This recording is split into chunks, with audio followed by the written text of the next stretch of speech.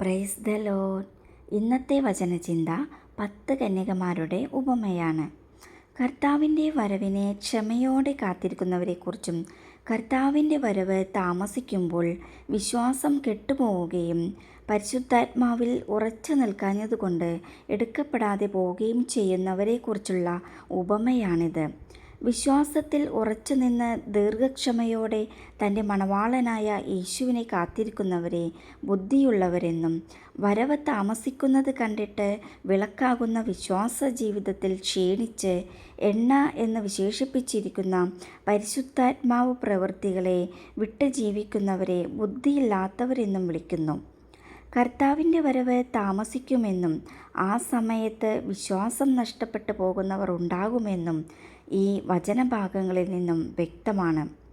എന്നാൽ ഇങ്ങനെ അവർ വിശ്വാസത്തിൽ നിന്നും മാറി പരിശുദ്ധാത്മാവിൻ്റെ നിറവിൽ നിന്നും പിന്തിരിഞ്ഞ് നിൽക്കുന്ന നനയ്ക്കാത്ത ആ നാഴികയിൽ കർത്താവ് വരുമെന്നും വചനം പറയുന്നു. വിശ്വാസ ജീവിതത്തിൽ നിന്ന് മാറി പരിശുദ്ധാത്മാവ് പ്രവൃത്തികളുടെ തീയെ കെടുത്തിക്കളഞ്ഞവർ കർത്താവ് വന്നു എന്നറിയുമ്പോൾ കർത്താവിനെ വിളിക്കുകയും എന്നാൽ കർത്താവ് അവരോട് ഞാൻ നിങ്ങളെ അറിയുന്നില്ല എന്ന് സത്യമായിട്ട് നിങ്ങളോട് പറയുന്നു എന്ന് പറയും. കർത്താവിൻ്റെ വരവ് ഏത് നാഴികയിലാണ് എന്ന് അറിയായ്ക കൊണ്ട് എപ്പോഴും ഉണർന്നിരിപ്പിനെന്നാണ് വചനം താക്കീത് തരുന്നത്. വചനഭാഗങ്ങൾ ഞാൻ വായിക്കുന്നു. മത്തായി എഴുതിയ സുവിശേഷം 25-ാം അധ്യായം 1 മുതൽ 13 വരെയുള്ള വാക്യങ്ങൾ. സ്വർഗരാജ്യം മണവാളനെ എതിരേൽപ്പാൻ വിളക്ക് എടുത്തുകൊണ്ട് പുറപ്പെട്ട 10 കന്യകമാരുടെ സദൃശ്യമാകും. അവരിൽ 5 പേർ ബുദ്ധിയില്ലാത്തവരും 5 പേർ ബുദ്ധിയുള്ളവരും ആയിരുന്നു. ബുദ്ധിയില്ലാത്തവർ വിളക്കെടുത്തപ്പോൾ എണ്ണയെടുത്തില്ല. ബുദ്ധിയുള്ളവരോ വിളക്കോടുകൂടെ പാത്രത്തിൽ എണ്ണയും എടുത്തു. പിന്നെ മണവാളൻ താമസിക്കുമ്പോൾ എല്ലാവരും മയക്കം പിടിച്ച് ഉറങ്ങി. അർദ്ധരാത്രിക്കോ മണവാളൻ വരുന്നു, അവനെ എതിരേൽപ്പാൻ പുറപ്പെടുവിനെന്ന് ആർപ്പുവിളിയുണ്ടായി.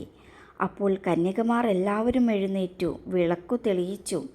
എന്നാൽ ബുദ്ധിയില്ലാത്തവർ ബുദ്ധിയുള്ളവരോട്, ഞങ്ങളുടെ വിളക്ക് കെട്ടുപോകുന്നതുകൊണ്ട് നിങ്ങളുടെ എണ്ണയിൽ കുറെ ഞങ്ങൾക്ക് തരുവിൻ എന്ന് പറഞ്ഞു. ബുദ്ധിയുള്ളവർ, ഞങ്ങൾക്കും നിങ്ങൾക്കും പോരാ എന്ന് വരാതിരിപ്പാൻ നിങ്ങൾ വിൽക്കുന്നവരുടെ അടുക്കൽ പോയി വാങ്ങിക്കൊള്ളുവിൻ എന്ന് ഉത്തരം പറഞ്ഞു. അവർ വാങ്ങുവാൻ പോയപ്പോൾ മണവാളൻ വന്നു.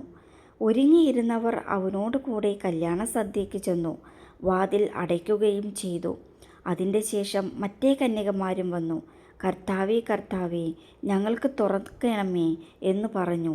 അതിന് അവൻ, ഞാൻ നിങ്ങളെ അറിയുന്നില്ല എന്ന് സത്യമായിട്ട് നിങ്ങളോട് പറയുന്നു എന്ന് പറഞ്ഞു. ആകയാൽ നാളും നാഴികയും നിങ്ങൾ അറിയായ്ക കൊണ്ട് ഉണർന്നിരിപ്പിൻ. കർത്താവിൻ്റെ വരവ് എപ്പോഴെന്ന് അറിയായ്ക കൊണ്ട് ഏത് സമയത്തും വിശുദ്ധിയോടെ കാത്തിരിക്കാം. കർത്താവ് നമുക്ക് കൃപ നൽകുമാറാകട്ടെ. God bless you.